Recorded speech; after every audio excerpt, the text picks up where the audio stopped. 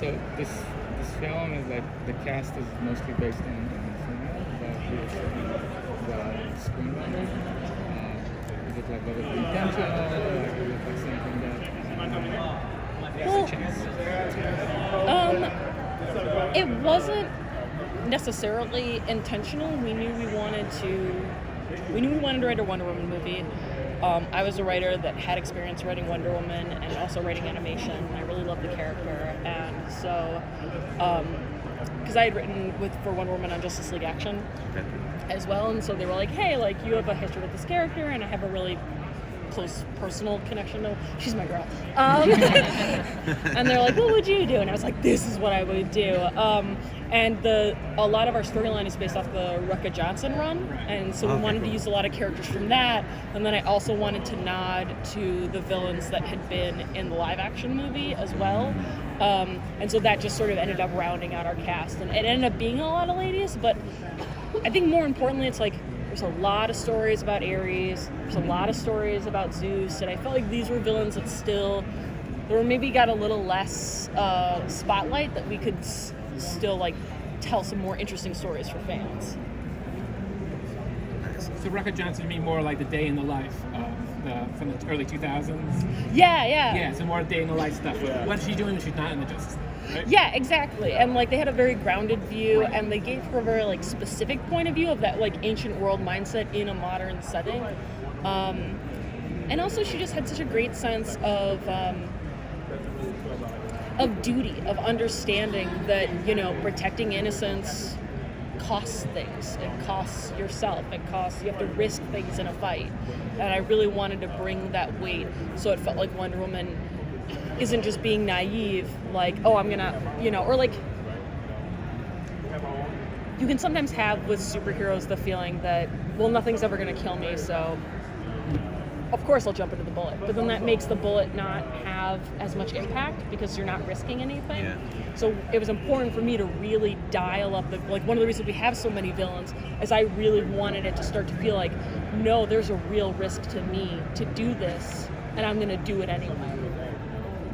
Because I felt like that's a real heroic moment, is when you can lose and you stand up anyway because it's the right thing to do. Excellent. What do you think is the biggest challenge of writing Wonder Woman as a character?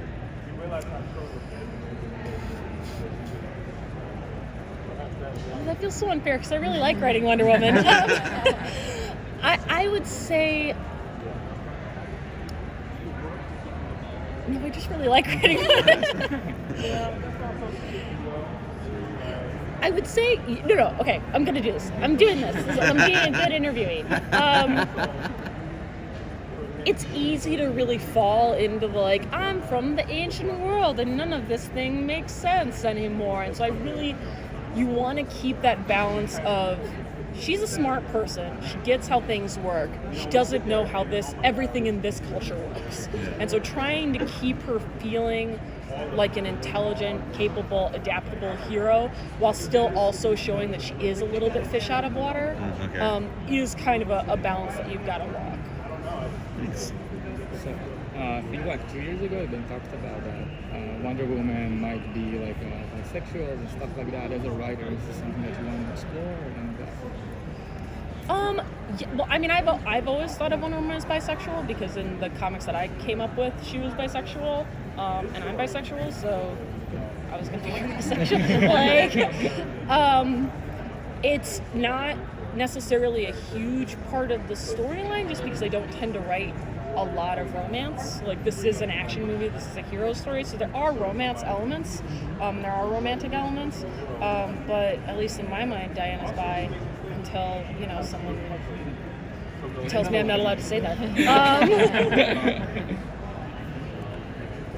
there any pieces of writing or any works at all that inspired how you went about writing her character? Yeah. So like I said, I really love the Rucka Johnson run. So I really tried to pull a lot from that because that was one of my favorite runs of hers.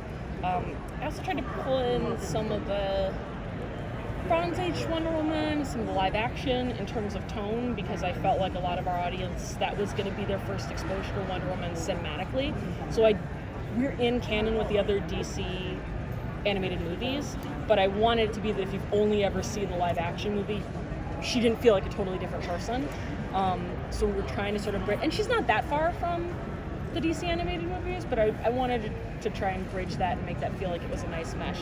So like those are sort of the three sources that I was trying to pull from.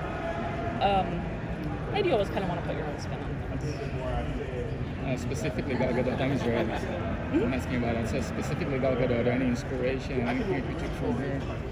Yeah, she did such a good job of giving Wonder Woman a gentleness. Like just an unapologetic gentleness. You know that thing about like when she sees a baby for the first time, she's like, oh baby!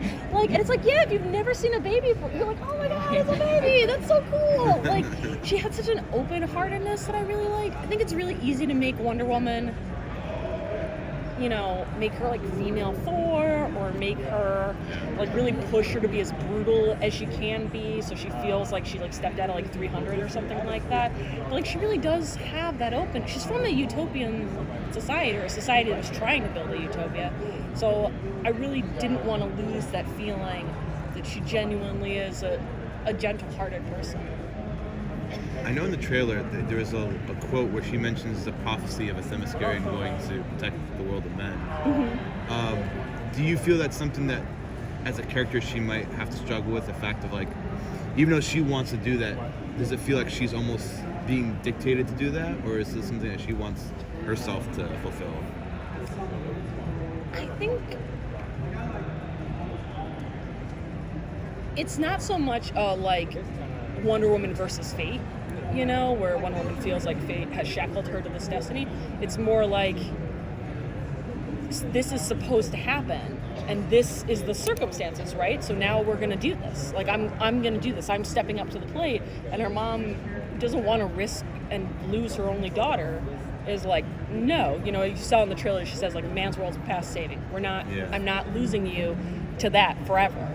And it's sort of that interesting thing of like, what happens when your parents have taught you these lessons all your life about what to do and how to behave and what's important, and then when the rubber hits the road, you know, things change. It's a real different thing that someone someday is going to have to go out and defend man's world versus you or your daughter is going to have to do that. So I really wanted to kind of play with that idealism versus realism. Excellent. Switching over to the real world, the other universe, like you think that like what's happening now in Hollywood and like gives you more freedom and more opportunities to write stories about like superheroines and stuff? I mean, there's definitely. I mean, look, I remember starting writing and having people be like, "We shouldn't have a girl on the team, like, because it'll tank toy sales." Like I remember, you know. I remember being in a meeting once where it was like, well, we'll differentiate our female characters by their cup sizes. Like, so, yay, things are better. They're not great. That's a pretty low bar. But I think it's more that there's, the more interesting change is that